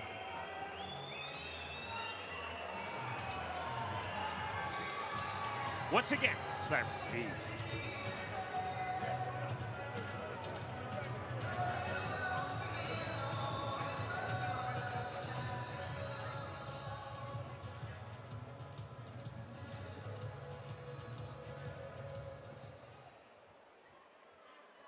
And now, ladies and gentlemen, your next bout, 5 2-minute rounds in the BKFC heavyweight division. Introducing first the fighter on my left, fighting out of the red corner. He stands 6'2" tall, weighing in at 249 pounds. Tonight, making his BKFC debut, fighting in the black with the white trim, and fighting out of Chorley, England, Jan Tank Sulecki.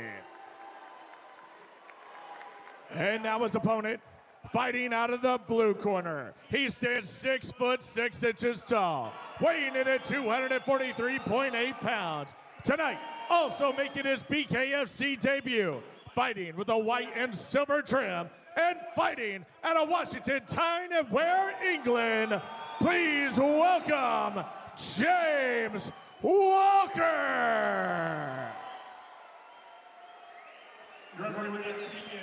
Chris Batchelder.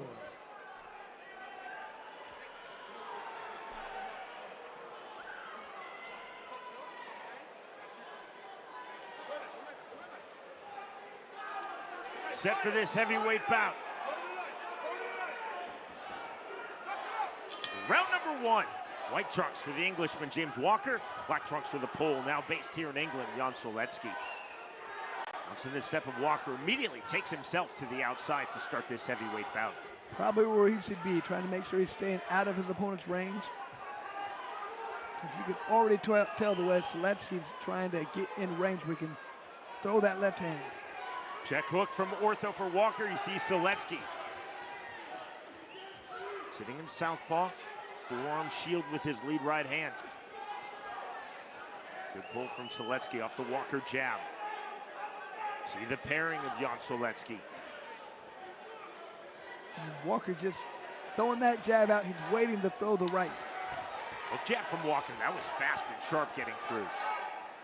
There's that high forearm shield guard of Chylinski once more. Chylinski's going to have to step outside that lead foot and try and land that straight left hand. Walker looking very fluid. trying to be very active with that lead left hand from Ortho. Overhand right, counter right hand from Chylinski. 50 seconds remaining round one. Fast jab from Walker. Very impressed with the jab of Walker. Very smooth, very accurate. Call for action from referee Chris Batcheldor. Short right hand on cue from Walker. And Walker really needs to get outside that lead foot and throw the straight left.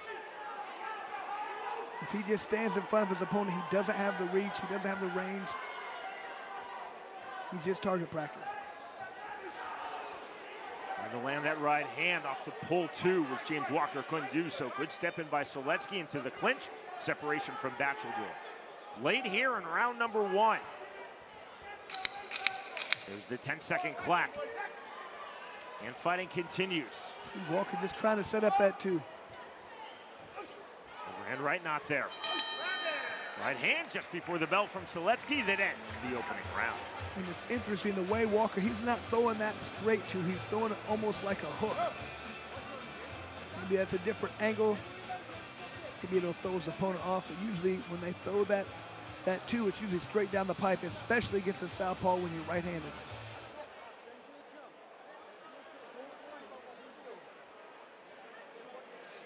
Chylinski, he has to figure out a way to get past this long jab. And the best way by doing that is he's parrying it well, but he has to make sure he steps deep outside of that lead foot, close to his body, and just throw the straight left down the pipe. It's all about that lead foot. Whoever gets outside is doing the most damage, who's winning, who has the right angle. Seconds out called. Round number two upcoming.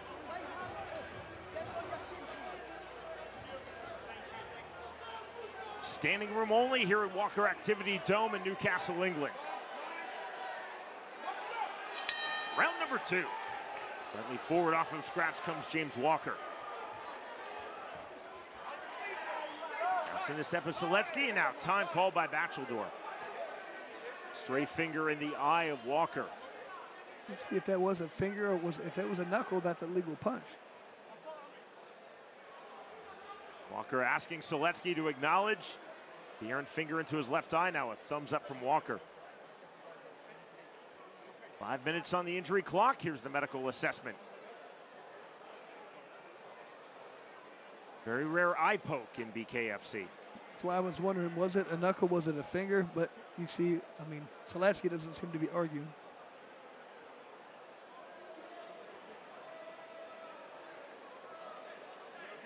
In this 5-minute medical timeout, the assessment of the left eye of James Walker here in round number two. There's the medical clearance. We will resume the second round. Right back to it, time in. Lead hook not through, long jab now from Walker. Walker continuing, Chris, to try to stay extremely active with that lead left hand. Just keep it moving, not letting his opponent close that distance. Every time he tries to get close, moves out of the way. A right hook landed from Walker. Chylinski now resetting on his strike line. Fast jab, hook jab from Walker. Chylinski has got to start trying to get inside a little bit more. He's staying outside and just trying to play his opponent's game. If he tries to close that gap, get inside, that's his best chance. To this point in the fight, now 35 seconds remaining, round number two. James Walker is showing very good fluidity and movement, and time called for the second time here in round number two by Chris Batcheldor. Might be a first when we have both guys getting eye poked in the same round. And a stray finger, errantly, unintentionally from James Walker into the left eye of the pole, Jan Chylinski. 5 minutes again on the injury clock, and again, the medical assessment.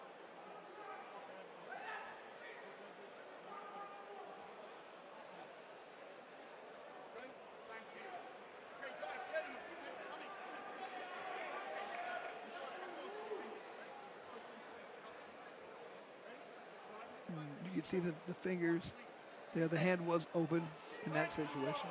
Chris, we'll go 50, 60 fights in BKFC without an eye poke. We've had one apiece here in round number two. Time in once more.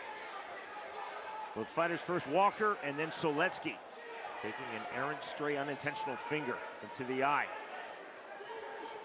There's the jab from Walker. And Chylinski from southpaw using that high forearm shield guard. But he's not stepping in and throwing power shots. He's staying outside, just trying to play his opponent's game. Chylinski looking for the level change. Continuing to bounce. Walker continuing to flow on the outside right hand. The idea was there, the punch did not get through. That was well timed and blocked by Chylinski. And let's see if Walker keeps doing the right hook. Let's see if at some point he doesn't turn it into that straight right. Slightly more forward pressure now from Jan Chylinski. Late here in round number 2, counter right hand from Walker. Left hook, right hand. That ends round number 2.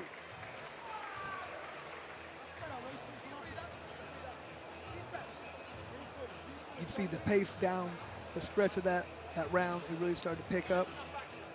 I think both guys are understanding their timing, starting to open up a little bit more.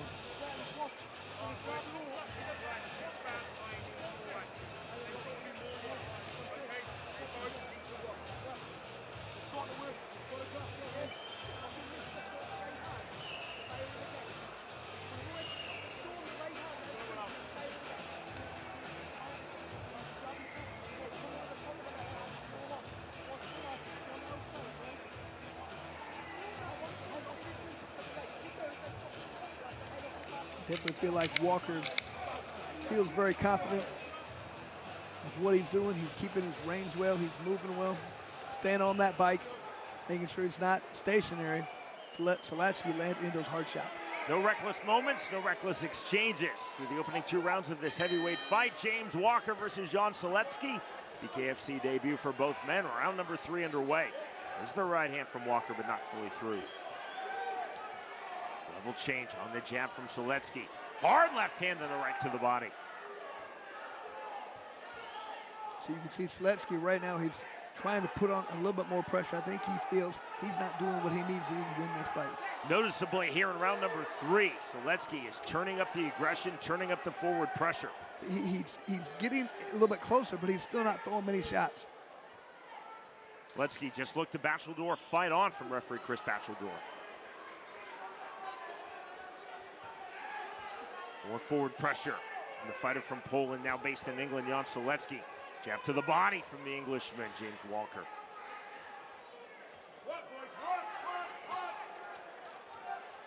Mulligan to work, call for more action from referee Chris Bacheldor. He did that in round number 1.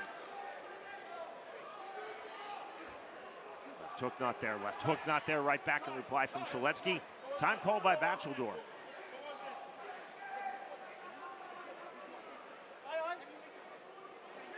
Tell him to make a fist. You cannot have those hands open. This is a 1-point deduction. That was pretty rapid. He must have been giving him some hard warnings that I wasn't able to hear. So here in round number 3, Chris Bacheldor deducting a point from Jan Chylinski. That's what's called persistent infringement. It's the same small foul repeatedly. The extended fingers. Well, I mean, let's see if that makes Chylinski really turn it up. He has to know he's probably losing this fight. He needs to really do something different to change the tide. And the left hook, left hand right back. Fast jab. And hand not getting through. Chylinski has been very deft at blocking that big right hand of Walker continuously throughout this fight. Now 15 seconds remaining round 3. And he's blocked it, but he hasn't even thrown much significant himself. Chylinski forward again, jab to the body. Walker staying on the outside. Jab to the body again from Jan Chylinski. With the right hand, left hand. Right hand just before the bell as we are through 3 rounds. Once again, Chylinski, he has to have a sense of urgency for these last 2 rounds. He has to figure out how he can step in with that left hand, land some power shots. He's trying to out-jab his opponent right now, and even if you do, you're probably down, especially after losing that point. Hands wide open. It didn't even really land, but I think the referee's just tired of telling him, make a fist. We are, of course, under the unified rules of bare knuckle fighting. And under these rules, A fighter cannot legally extend their fingers forwards towards the face, towards the eyes of their opponent.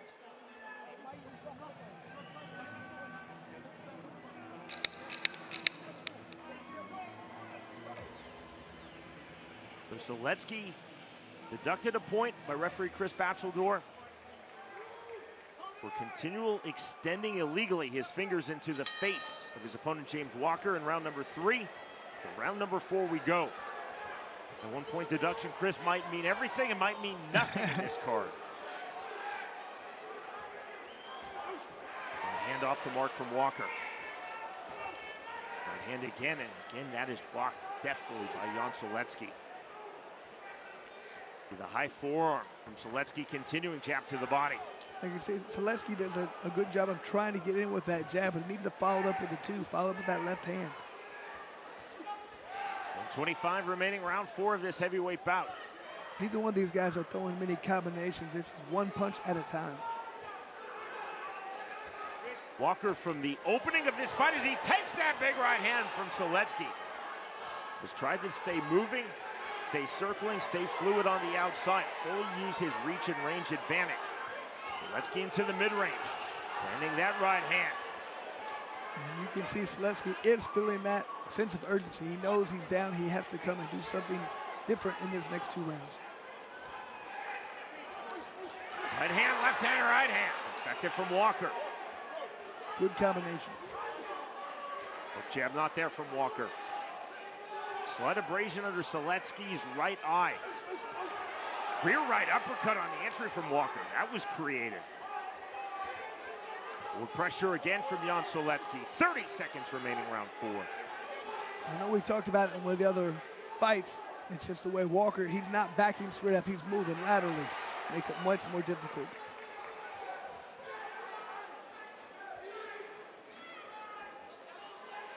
Forward pressure again, hands high for Jan Chylinski. Late hitter in round number 4. Right hand, left hook. Good head movement from Chylinski, avoiding that left hand. Now the right hand of Walker. To the bell and the clinch, we move to the 5th and final round. And Walker threw some good combinations in that round. I think that was what the difference was for him. He was able to land a couple hard combinations, open his opponent up. Easy to block one punch. When you throw that second and third, those are the ones that tend to get through.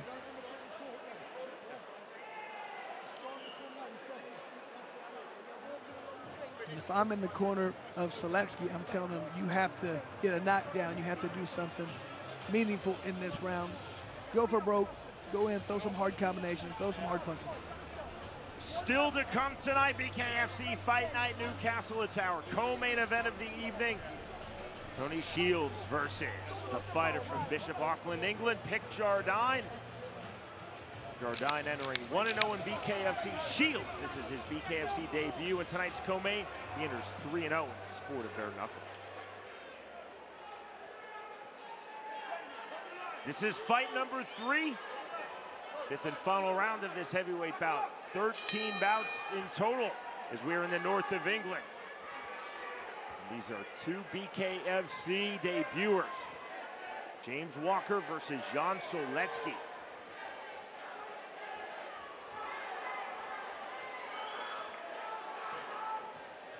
To the body from Chylinski. There's the right hand, hard on the entry.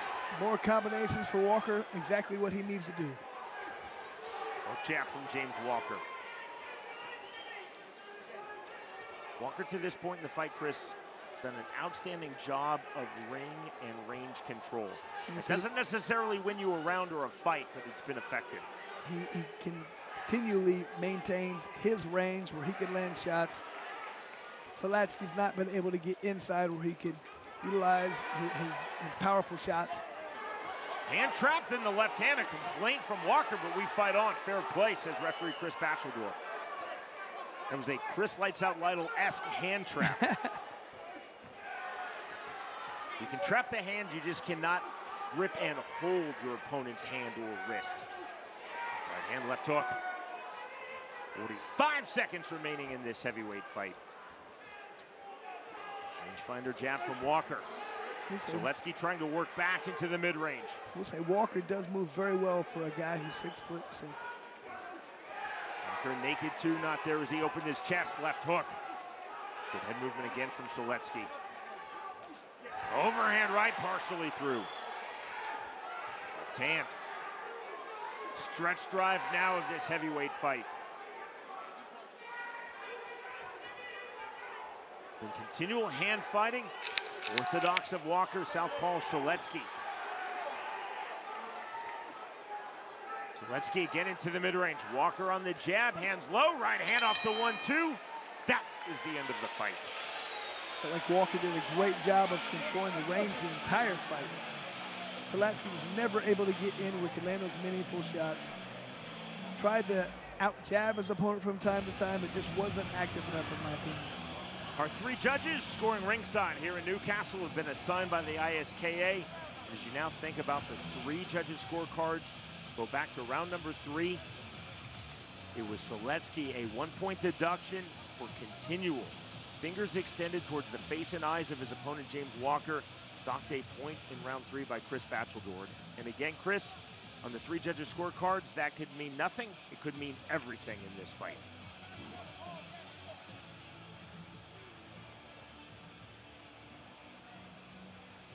Our strike stats are presented by Bucked Up Energy Drink. You can see a lot more punches being thrown, a few more landed. Both guys had a pretty high accuracy rate. You didn't see, I mean, there just wasn't a lot of really meaningful shots landed. I thought the ones that were landed were by Walker.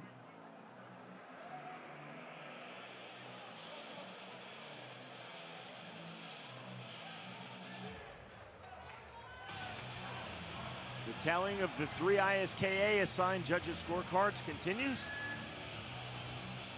Chris, as you and I so often say, although the last time we said it, it was in the 1%, but 99% of the time, on an extended delay, it means something other than a unanimous decision.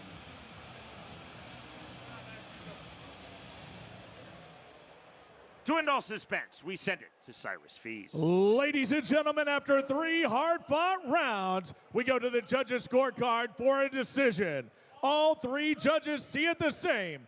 50-44 for your winner by unanimous decision, James Walker! And this was a distance fight. The range was controlled by Walker. He did a fantastic job the entire fight. Got the victory. Chris, we're going to have to change that to 2% of the time when there's a delay. It is, in fact, a unanimous decision, and that's what we have. 5 rounds to 0 across the board for James Walker. And then the 10-8 round for Walker, round number 3, is Chylinski docked a point for extended fingers into the face of Walker. Both fighters trying to find their timing, trying to find their range throughout. The winner, by way of unanimous decision, James Walker defeats Jan Chylinski.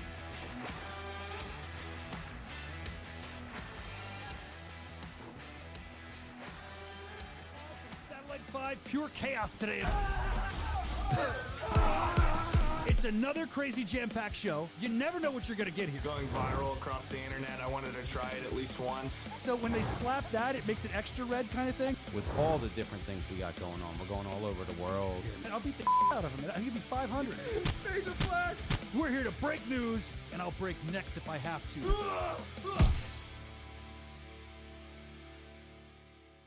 The world's most exciting combat sport, Bare Knuckle Fighting Championship, is back for BKFC Fight Night Albuquerque, Friday, February 28th. In the main event, the #1 ranked bantamweight Keith Rockstar Richardson faces a warrior looking to stay on the winning track, Behzad Usmanov. In the co-main event, rising star Harrison the Headhunter Aiken attempts to take out Albuquerque's own Donald Sanchez. Plus many more intense bare knuckle fights. Watch all the action unfold live on the BKFC app. Download it at bkfc.com. In the light heavyweight division, Lee COHOON versus Kane Wilkinson. Our tale of the tape is presented by Forged Irish Stout. And Wilkinson with a 4.5-inch height advantage and also a 3-inch reach advantage he wants to utilize in this fight.